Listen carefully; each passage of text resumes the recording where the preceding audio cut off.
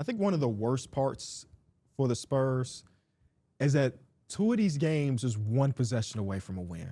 Losing the NBA Finals sucks regardless. Yeah. But to be that close from the Wembanyama pass to Stephon Castle that leads to a turnover, for the missed free throws and the missed 29-point lead go away, they're going to look back on the 2026 Finals and be like, damn, that was ours, and we just blew it. Yeah, and it's so tough because for a young team, you have to understand that what you kind of accomplished this season is it's super hard to do. Like, we just really don't see that at all. I mean, I think the OKC was in that little bit of territory, but even then, Shea is not no 22-year-old guy who's kind of leading his team, and they're like, Shea had to go over his speed bumps too. This is one of them times where you feel like maybe like you have a really good chance to get back there, but it's the finals, and at this point in the NBA, you really just don't know. It's not guaranteed. We thought that OKC team with KD, Russ, and Harden was going to be back, and they never got back. And maybe you believe in this core a little bit more, even though that core had three literal MVPs eventually. But you never know. That Western Conference is a gauntlet, man. Yeah. It's a gauntlet. OKC's going to be back, And the Denver's going to be back to some capacity. It's going to be a lot of teams you got to get through again to get here. So they went from, the conversations being Wembanyama going to be the youngest player to lead his team to a championship since the 80s to like, you remember after the second game, one of y'all brought that somebody's like, hey, we're going to hold that above your head for your whole career when he passed that ball to Steph Castle.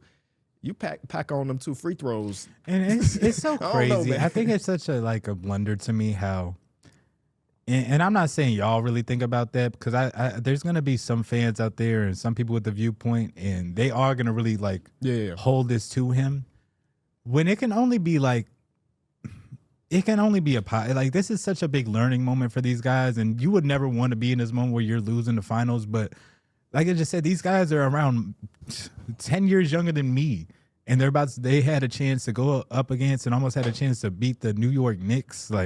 That team's playing amazing basketball right now. It's so many bright sides that you can look out from this postseason. Hey, I agree with you, Mike, but maybe for Dylan Harper, we've been giving Wemby all of that love, that attention. People saying he's best player in the world. Yeah. This is what comes up with it. When you're the best player in the world, we don't really care about the age and everything like that. And I'm not trying to sound like Shaq. You know how Shaq be with the bigs or whatever. But this is a part of it. We can't be ready to say a lot of large things have been said with the idea that he was potentially going to win a championship this early, or even with just him getting to the finals. And I'm not against the things that was being said. But that comes with the territory. So you can't have it both ways where it's like you young and you thriving and we only can say the good things. But then when some of the hiccups come, it's like, oh, but he young. You know what I mean? It's like if he great and he in that mode where people are saying best player in the world, most impactful player in the world at 22, we criticize the impactful play. If this was the Bucks and Giannis missed those 2 free throws, we're talking about him missing the 2 free throws and we're holding against him. Mm-hmm. Now, should we hold it against his head and say he's not going to be a great player? Yeah, that's what I'm trying to say. More for Wemby because he's literally a 90% free throw shooter in the playoffs. Yeah. Giannis missed those 2 free throws damn it, he only makes 6 out of 10 anyway. Okay, well, take Giannis out. Put Shea.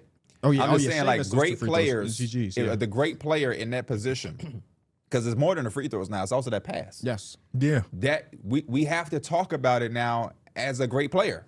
Not as a 22-year-old. He is 22, but he's also not. We've established that he's way past 22-year-old pools. Mm-hmm. We now have had conversations all year. Shea, Jokic, him. Mm-hmm. Shea, Jokic, him. So now, the same way we would talk about Shea, Jokic, we have to talk about Wemby. Those are some boneheaded plays. I think that also, or not. The free throws wasn't bonehead, but he got to make them. Yeah, it's a lot of conditioning when it comes to him. I don't think it's a surprise that his worst games are coming off that one day true break. Yeah, for sure. And I mean, luckily for him, they got 2 days now as they go back to San Antonio. And every time he's had a 2-day rest in the playoffs so far, he's come out and looked like a monster. Yeah. So the Knicks got to be ready for that. But I do think conditioning is a big thing. I don't think going into halftime, him or Mitch Johnson thought, he's going to have to play 44 minutes. He's not going to be able to sit down for the entire second half. Mm-hmm. Like I said earlier, I think they tried to expedite it so that Wemby wouldn't have to play late in that fourth quarter, but the Knicks kept fighting. It's a lot of things that even with him being the best player in the world conversations, that he can go into this offseason and say, damn, I got to get better. I think that also is a mission for the Spurs to kind of take advantage of. and just getting a backup center that can really not only work alongside Wemby, because Luke Cornett, he has a lot of, like, Luke Cornett did a lot for the Spurs team. I mean, hell, that chase down block on I don't want to discredit Luke Cornett at all, but there was definitely times throughout, not just the playoffs in general, where Mitch Johnson kind of had to look at that bench and be like, you know what, I just cannot put Luke Cornett in. I just can't put him in at this time. But you know why, though, right? Why? Number one, he's replacing something irreplaceable. Yes, so that's you're the running big to thing. this regardless. Like, can you name me a backup center that wouldn't No, have? but it wasn't just, I mean, you're not replacing anything it has, but to not be able to buy a few minutes for the guy, it's the same thing with Jokic. You still need a guy to buy Jokic some minutes. But that's the same Yeah. thing. Jokic is such a great player that even those backup centers, we've seen them have not so good options, and then we've seen them address it, and you still can't make up because he's that impactful. So I don't know a backup center theoretically. It goes from like the team can't take any shots at the rim to the team can take 4, but 4-0 is crazy. Yeah. You know? So that's what it boils down to. And I think that they're traveling basically with 4 centers, if you really think about it, between Biyombo and Olynyk and Plumlee and Cornette and I guess Wemby. So 5 centers really on the roster. Not even protecting the rim. None of them dudes besides Wemby is willing to really step out and do anything on a pick and roll. Honestly, even if Luke Cornett is sitting in the basket, you're going to get a bunch of free shots. Yeah, I mean, they are all drop coverage bigs over anything, and Wemby's a hybrid where you can do both. But I think what P's saying is true, that in order to not have a significant drop-off between Wemby and his backup, is that backup dead-ass has to be a starting level center that just happens to be a backup. You know what I mean? And Cornette is really good. It just so happened that he's backing up one of the 2 best centers in basketball. Give me another backup center, Mike. Like even this year, they get Valanciunas in Denver. We're like, that's great. Yeah. But then also, he still has to back up Jokic, so it wasn't great. And then you also, because they're so good, you're talking about drop coverage and playing up on the screen. The whole impactfulness comes throughout the whole course of the game. So these dudes not about to sit. Jokic is not sitting 15 minutes out of a game anyway. And neither is Wemby in these times. So, like, I just don't think you find it. Wemby is giving you 30 points in some of these games, double-digit rebounds, 2 blocks, 3 steals. The threat of him, even when he's not blocking the shot, just his presence alone, he's not sitting on the bench for a long period of time. I don't think that has anything to do with the backup center. Now, Some of it, Cornette is getting his ass torn, but you are playing against the Knicks. You're playing against Cat. Like, you also, some of it's not even Luke Cornett's fault. We're like, when he is on the floor, just because his name is not Victor Wembanyama, everybody on the opposing team eyes get 7 times bigger. Yeah. And they just started just going It's like, to we the gotta just basket. go. We just gotta go. you just We gotta gotta go. And just gotta sometimes he's contesting the basket really well, and it's just so happened that the shot goes in because it also is another great team on the other end.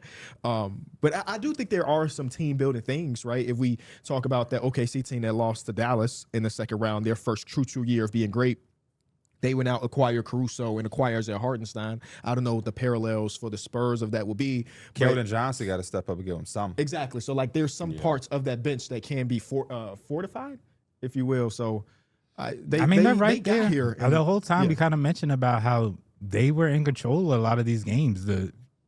You keep the ball and not turn it over and toss it to Stephon Castle, you can win that game.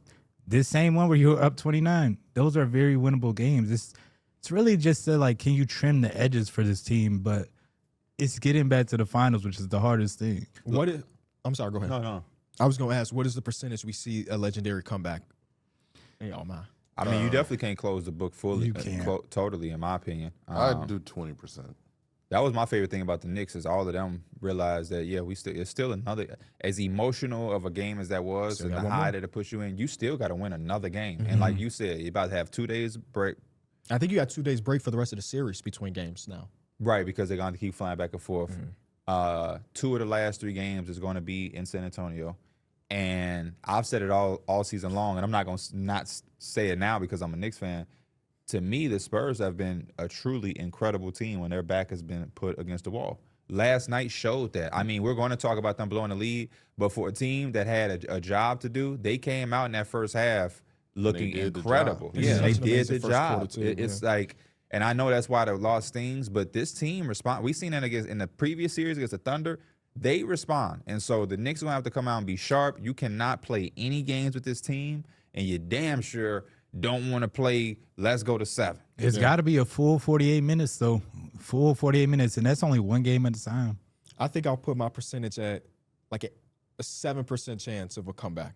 I'm feeling the 20%. They've been in control for a decent amount. It's really just closing it out, which is tough to do against the Knicks. But they've been in I'm more control. closer to you with the 5 to 7. That loss was that's you're not even facing you're facing 3-1 comeback and we blew a 30-point lead. Yeah, like they won in their mind. I don't see how you could think about the 30-point or the 30-point blown lead and also not the turnover. Like both those feel like combined because you could have been up 3-1. Yes. Yeah, you So really they really had to win 6 games in the series instead of 4. Yeah, that's a lot, man. That's a lot for a young team. Man. Hit subscribe for more news, highlights, and analysis from the NBA on NBC.